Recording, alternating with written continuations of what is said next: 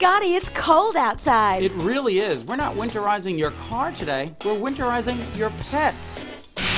For our pets. For our pets. Yes. Yes. God, I'm sweating all of a sudden. You did it. So we went to some bark busters to give us tips on how you can winterize your dog.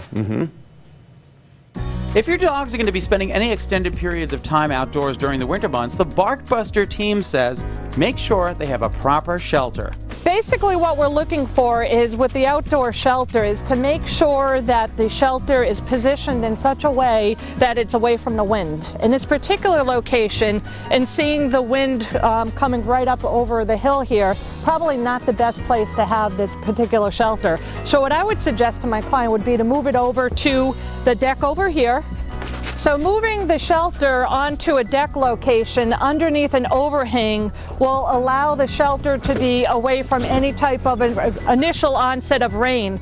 The other thing that I would do is provide a flap underneath the opening so it doesn't have any direct wind that's coming into it.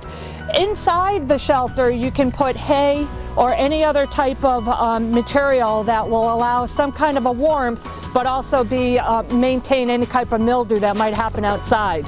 The size of the shelter should be equivalent to the size of the dog that you're putting into it. What you don't want to have is a very large shelter and a small dog in there, because what they're doing is losing the body heat to the air.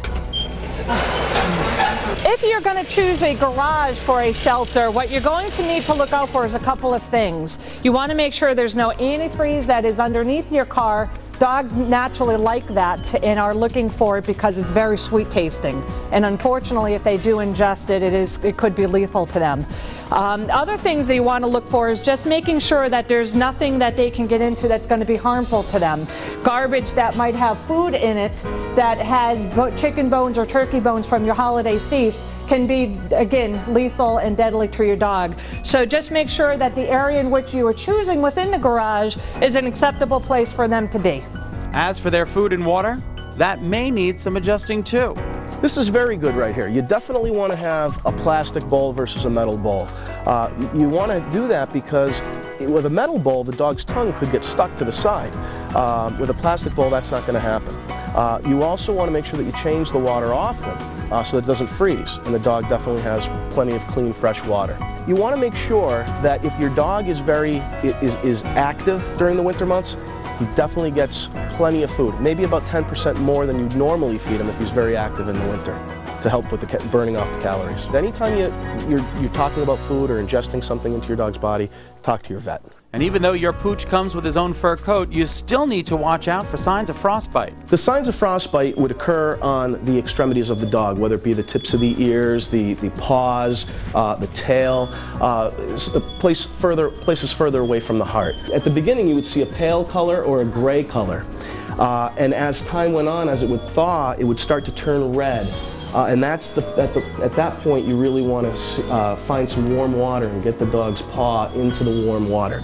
You definitely want to call your vet and make sure you get some advice there. As time goes on, it may turn black where the tissue has frozen. But how would I know when I need to check? Well, it doesn't hurt to do it routinely, but I don't think you really need to do that. I think it's just a matter of managing your dog's behavior, managing the length of time that the dog is outside. If you know the dog just went out to go potty, it's probably fine. If you've had your dog out there for quite some time, then you might want to check. And I just want to. He was so cute. They were both great. Pets should not be outside for any length of time today. No, and you know the thing is, pets don't determine when they should come in and when they should go. They don't know. They're having fun out there. They're having fun out there. You have to make sure you bring them in. Connecticut state law: you must provide shelter for your dog, as shown in that igloo there. You must provide them with shelter, food, and water. And a shelter is a safe haven that you just saw there. That they're enclosed. And again, the smaller the dog, the smaller the shelter needs to be. And cats too. I mean, a lot of people have outdoor cats, but you really should be bringing them in. With temperatures that wind chills 20 and 25 degrees, they feel that wind chill out there. It's anything with blood, so they can get some damage done. Bring them inside. So that's what I know what they're good. All right.